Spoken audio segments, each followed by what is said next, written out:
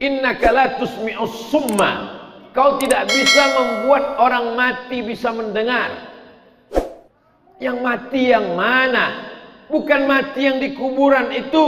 Yang di kuburan itu bisa mendengar apa tidak Bapak Ibu? Bisa. Kalau orang mati di kuburan tak bisa mendengar, untuk apa kita diajarkan ucapan salam lewat di kubur? Lewat di kubur itu mengucapkan salam. Assalamualaikum ya ala diyar minal mu'minin wa inna insyaallah bikum lahiqun yarhamullahul mustaqimin wal mustakhirin. Lewat kubur mengucapkan salam. Itu menunjukkan orang yang dikubur bisa mendengar. Mana dalilnya hadis orang dikubur bisa mendengar? Orang dimasukkan ke liang lahat, dia mendengar suara gesekan sandal orang yang meninggalkannya. Kalau kita tinggalkan kubur itu, pulang kita ke rumah, anak menantu sahabat kerabat tetangga yang pulang ke rumah mengantar jenazah, jenazah itu mendengar suara gesekan sandalnya, kresek kresek kresek. Bayangkan kita di kamar sendirian, gelap, mati lampu, kita dengar suara gesekan sendal orang jauh meninggalkan kita. Begitulah sunyinya di liang lahat. Siapa yang menemani kita di alam kubur? Satu cuman, wa amaluhu. Sedekah, baca Quran, zikir, sholat berjamaah, berbentuk wujud makhluk yang akan menemani kita di liang lahat, liang kubur. Apa kata dia? Aku adalah amalmu. Kalau amalnya baik, sholatnya khusyuk, zikirnya banyak, sholawatnya bagus, sedekahnya melimpah ruah, akulah amalmu yang baik, bentuknya pun baik. Tapi kalau dia mabuk, berzina, minum khamar, membicarakan aib orang lain, berbentuk makhluk yang jahat, yang buruk, yang jelek, yang menakutkan. Siapa engkau? Akulah perbuatanmu yang dulu. Apa kau tak ingat dengan aku? Maka semuanya akan kita jadikan sebagai sahabat. Yarji'usnani, yang menemani orang sampai ke liang lahat ada 3. Yarji'usnani, yang 2 pulang ke rumah. Yang pulang ke rumah ahluhu, keluarganya. Kalau suami meninggal, istrinya ikut mengantar. Kalau suami ibu meninggal, ibu ikut apa tidak mengantar? Ikut kata dia. Mau masuk ke dalam? Tidak. Dengar tuh Pak? Tidak kata. Jadi kalau ada ibu-ibu yang menangis di liang lahat, di liang kubur, pernah mungkin Bapak Ibu melihat orang mengantar jenazah, lalu kemudian istrinya menangis, udah. Banyak orang melarang, banyak buya-buya, ustaz-ustaz melarang. Jangan. Istrinya mau masuk ke dalam, jangan. Kalau saya enggak, saya biarkan aja. Tak akan masuk, dia cuma bersandiwara aja. Tidak ada orang mau ikut orang mati. Yang mau ikut cuma satu. Wa amaluhu amal. Sempat-sempatkanlah melangkahkan kaki ke masjid. Sempat-sempatkanlah menyapu, mengusap kepala anak yatim. Sempat-sempatkanlah berzakat, berinfak, bersedekah. Sempat-sempatkanlah mewakafkan tanah untuk rumah Quran. Sempat-sempatkanlah menolong anak yatim, fakir, miskin. Karena sampai masanya nanti kita mau tapi tak sempat. Sekarang masanya sempat tapi tak mau. Sampai masanya nanti mau tapi tak sempat. Suara azan sayup-sayup masuk ke telinga di ruang ICU rumah sakit umum. Hayya 'alas shalah.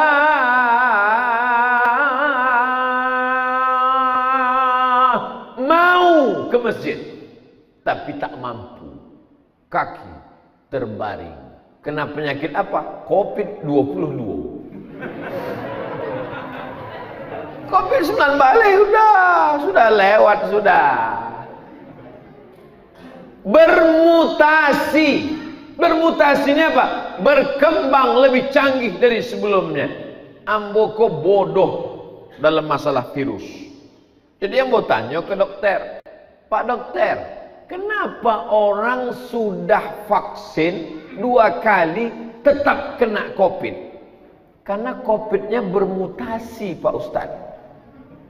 Mutasi itu apa? Payah lo kan ke profesor lo keceknya. Berkembang lebih dari yang terpikirkan manusia. Dulu orang cukup dengan cuci tangan, pakai masker, insya Allah selamat. Kenapa? Karena COVID tidak masuk ke telinga. COVID hanya masuk ke mulut dan ke hidung. Itu maka dua kan ditutup. Bayangkan kalau nya bermutasi masuk ke telinga. Apa sumbek telinga saudara? Tidak ada tausiah, tidak ada khutbah lagi. Jumat iko indah ada khutbah dek telinga awak tak sumbek sadonya. Ternyata air liur yang keluar dari mulut orang terkena COVID, lalu kemudian bisa bertahan selama 20 menit dia di udara. Mutasi terakhir, bisa dia bertahan di udara selama 20 menit mencari mana mulut yang terbuka. Nampaknya masuknya ke dalam tanpa harus berbicara. Walaupun orangnya bicara sudah pergi. Makanya sesudah hamba pai beko asemprot leko. Jadi jangan kini sakit hati ambo. Bapak Ibu yang dimuliakan Allah Subhanahu wa taala. Artinya apa? Selalu ada berkembang terus. Virus berkembang. Tapi kenapa hati kita tidak berkembang? Tidak semakin kuat, melemah? Karena dua sebab. Yang pertama, godaan setan. Yang kedua, sifat hawa nafsu. Sifat hawa nafsu itu dari dalam diri sendiri. Tapi sifat hawa nafsu dengan godaan setan seperti api di lalang yang kering. Ada lalang kering bekas memanen padi lalu bertumpuk jerami, tidak akan mungkin terbakar kalau tidak ada api. Tapi kalau ada api di dalam, setan datang mengipasnya. Bolak-balik setan itu mengipas setengah mati. Kalau tidak ada bibit api tidak akan terbakar. Jadi kalau hitung salah, yang salah itu setan atau diri kita? Diri kita dulu. Jadi setan tidak terlalu salah. Jadi kita kalau terlalu banyak menyalahkan setan, sikit-sikit salah setan, sikit-sikit salah setan, nanti muncul namanya Komisi Perlindungan Setan. Saking terlalu seringnya setan disalahkan. Suaminya selingkuh, setan dia salah. Kalau bolehlah setan itu berbicara di halayak umum, kecil setan, ampun tidak salah, suami angkunan gatal kecil. Bapak Ibu yang dimuliakan Allah Subhanahu wa taala, setan hanya bisa menggoda manusia. Ibarat api yang sudah mulai ada nyalanya, setan hanya meniup-niup, mengembus-embus, mengipas-ngipas, membesarkan. Makanya ketika ada bibit api, cepat-cepat dipadamkan dengan istighfar. Begitu teringat macam-macam. Astagfirullah. Pernah tak Bapak Ibu berjumpa orang tiba-tiba tak ada angin, tak ada hujan, tiba-tiba tengok apa? Tengok pacar lama. Istighfar. Walladzina idza fa'alu fahishatan, kalau terlintas dalam hatinya dosa, maksiat, langsung dia fastaghfirullah, mengucapkan istighfar. Sependek-pendek astaghfirullah, agak panjang astaghfirullahalazim, lebih panjang astaghfirullahalazim alladzi la ilaha illa huwal hayyul qayyum wa atubu ilaih. Paling panjang Allahumma anta rabbi la ilaha illa anta khalaqtani wa ana abduka wa ana ala ahdika wa ahdika masata'tu a'udzubika min syarri ma sana'tu abu laka bi ni'matika alayya wa abu bi dhanbi faghfir li fa innahu la yaghfiru dzunuba illa anta. Namanya sayyidul istighfar, induk dari segala istighfar. Dibaca pagi, dijaga Allah sampai sore. Dibaca sore, dijaga Allah sampai malam. Dibaca tengah malam, dijaga Allah sampai subuh. Amalan-amalan ini adalah hisnul hasin, benteng.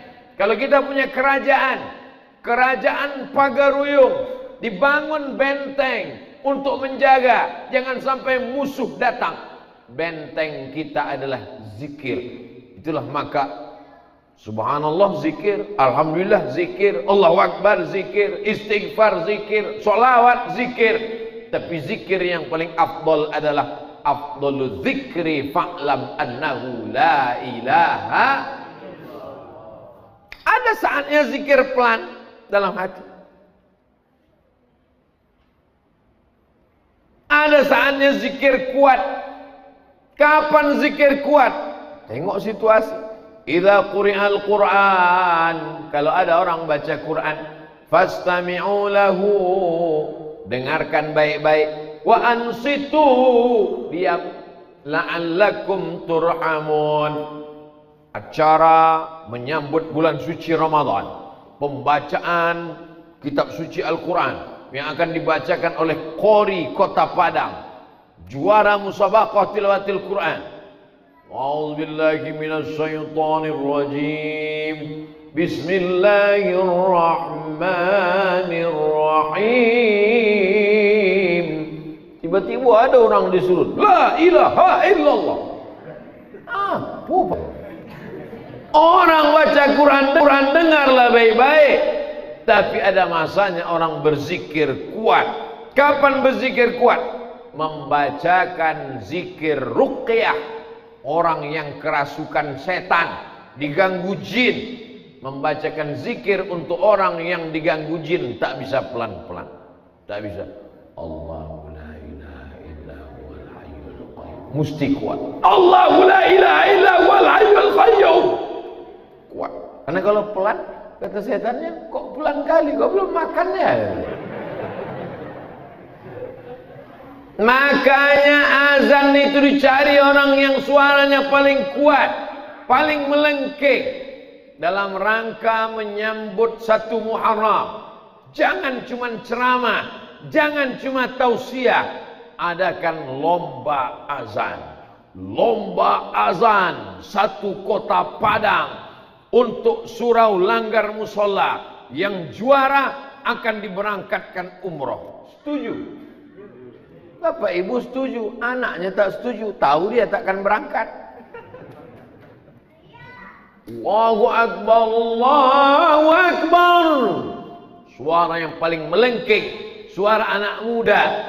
Insya Allah pejabat-pejabat kalau pensiun, kalau meninggal ada penggantinya.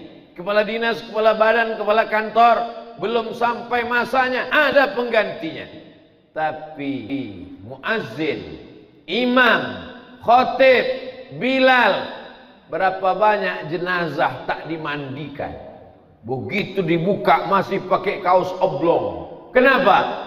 Karena yang memandikan tak sanggup, saking banyaknya orang mati meninggal dunia. Ini kejadian yang saya ceritakan ini fakta atau fiktif? Fakta. Hak atau hoax? Hak, kebenaran, nyata. Bapak ibu yang dimuliakan Allah Subhanahu wa taala, di mana kita bangun generasi ini? Di masjid. Mencari pemimpin di masjid, mendidik anak muda di masjid, pengajian tabligh akbar di masjid. Sekarang tak bisa lagi pengajian karena Covid, mesti protokol kesehatan, menjaga jarak, cuci tangan dan lain sebagainya, hand sanitizer, pakai masker, tapi tidak menutup kemungkinan untuk kita membuat majlis-majlis kecil, penyelenggaraan jenazah. Anak-anak ini bagaimana menanamkan sayang kepada bapak ibu. Anak-anak ini kalau tidak diajarkan tentang mati, mereka tidak sayang kepada ibu. Dianggapnya ibu ini akan hidup terus, dianggapnya bapak tak pernah mati. Padahal sampai masanya malaikat maut datang mencabut nyawa. Tak mempan kalau cuma nasihat. Kau baik-baik belajar nak, nanti mak mati, biar aja. Kau mesti baik-baik, nanti ayah kau mati, kau jadi anak yatim. Enggak apa-apa kata dia. Tapi dengan mengajarkan penyelenggaraan jenazah. Bapak-bapak, ibu-ibu yang punya anak di lingkungan musola kita, Mari kita bawa anak-anak kita ke musola. Hari Ahad pagi libur sekolah, maka kita bawa untuk apa? Penyelenggaraan jenazah. Diajarkan dia bagaimana mulai talqin orang yang mau mati sakratul maut. Bisikkan ke telinga sebelah kanan, la ilaha illallah. Jangan sampai kita mau mati dihidupkannya TikTok. Jangan sampai kita mau mati diputarkannya lagu dangdut. Makku dulu kalau mau masak lagu dangdut kesukaan dia, ini mau sakratul maut, dengarlah mak. Apa yang selalu dia dengar, apa yang selalu dia tengok, itulah yang akan dia berikan kepada kita di saat akhir kita mau menutup mata, saat nyawa kita keluar mau menghadap Allah Subhanahu wa taala. Di mana kita didik ini? Di dalam masjid. Jadi masjid bukan sekedar tempat ibadah, ritual, sholat semata, pendidikan. Hari ini sekolah tak sanggup buka. Berapa banyak orang tua yang sudah meminta-minta, tak tahan, ingin anak-anak offline tetap muka. Tapi karena menjaga, apalagi sudah level 4, protokol kesehatannya mesti ketat, tak berani kepala sekolah, tak berani kepala dinas, maka pendidikan non formal menjaga anak-anak, masjid menjadi tempat